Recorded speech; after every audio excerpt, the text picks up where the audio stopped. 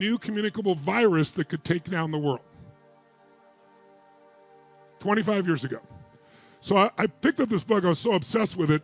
I flew to meet these two authors in their home in Virginia, and I interviewed them for a program I had called Power Talk, where I used to interview people. And so I was 37 years old. I'm now 62. And we have the privilege to have here in person, one of those two authors has passed away, but we're here with Mr. Howe. Please give a big hand for one of the great authors, Neil Howe. Thank you, brother. Grab a seat. It's great to have you back. A lot of people have read your book. Some people have not. Let's start at the top. I tried to give the giant pattern to save time so we could get into some of the more deeper pieces, but give people an understanding how this all came about. I mean, you've got expertise as a historian. You've got expertise in finance. Give people a sense, how did you first come across these discoveries together for generations? And then how did Fourth Turning come about? Yeah, this was back in the late 80s. It was a long time ago. And Bill and I were looking at generational differences. I mean, we're boomers, right? Obsessed with generational differences, right? I mean, we all knew that there had been no generation like us since this planet was, first created. So, and we look back, we said, were there other times that this has ever happened? A big Promethean war-winning generation, right, that completely reshaped America. These very self-centered, idealistic kids growing up. And then, of course, at that time, we were aware that this generation coming up after us, cynical, pragmatic, right? X generation. Generation X really was, they're in it for the money. And they just hated yuppies, They hated disco and they hated yuppies. But we went back and found that this had happened again and again.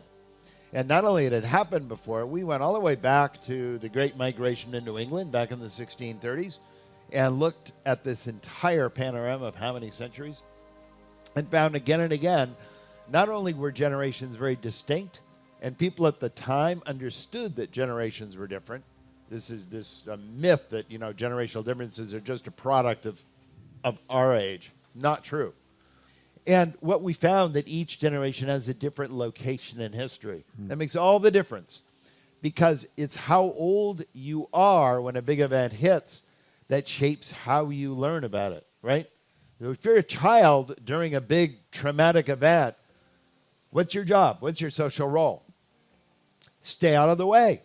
Don't bother adults. Keep it all to yourself because no one wants to hear your complaints. Be helpful, right? Generally, a lot of repression goes on among kids. Talk about the silent generation today. You ever want to know why Joe Biden's generation, that whole group is so mannerly, so over-socialized, so considerate, so nice? This is the nicest generation of 80-somethings we're ever going to see in our lifetime. You wait until boomers reach their 80s. You're not going to want to say hello to them on the street, okay? But they're nice today. Yes. Why? Every phase of life they went through, they've been nice. Yes. They were nice 30-somethings. They were nice 40s. Because they were protected. But they had to keep it to themselves. They were over-socialized during the time of war. But this has happened since the beginning. Now, if you're just over the age of service, this is why even 1 year of birth. Explain that. When you wrote your book, I remember reading this grabbed me during the Vietnam War. If you were born December 31st at 11:59 versus January 1st at 12:01, what could the difference be? You get sorted in different school classrooms, right? That determines which class you are. That determines whether you go to war or not. That determines whether you're laid off at your first job or not. And we know, economists tell us all the time, that makes huge life cycle differences in how you later succeed economically. Whether you were drafted or not could be determined by 1 minute of birth. Exactly. So you do have generation. Now, not all generations have this, knife edge division. Occasionally you have these kind of, zones of transition. You have a lot of early wave millennials today. People in their, early 80s, maybe born 83, 84. They call themselves exennials. Yes. Because they're millennials. They're sheltered. They're always taught everything is nice. but they're just old enough to remember when things weren't that sheltered. So Right. even within generations can be generational trends. But my main point is that every role of your role of life in your age determines how you react to that event. And then as you move to see older events, that actually determines which events you will likely trigger as you get older and reach the age of leadership. You become leader of a political institution. You become, parents of your family. You're creating decisions in the community. So the overall lesson is history shapes generations young, but then generations as they get older shape history.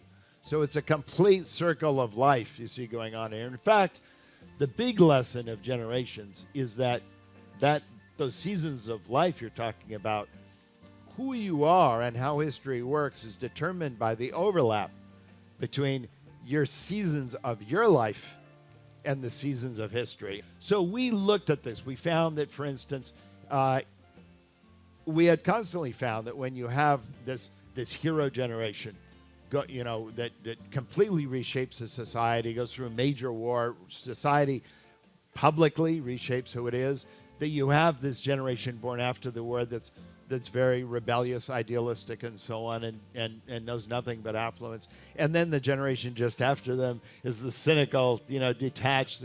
Anyway, you see this again and again. So what we learned from that, Tony, is that this is actually tied to a cycle of history itself. It's not just a cycle of generations, cycle of history. Think about it.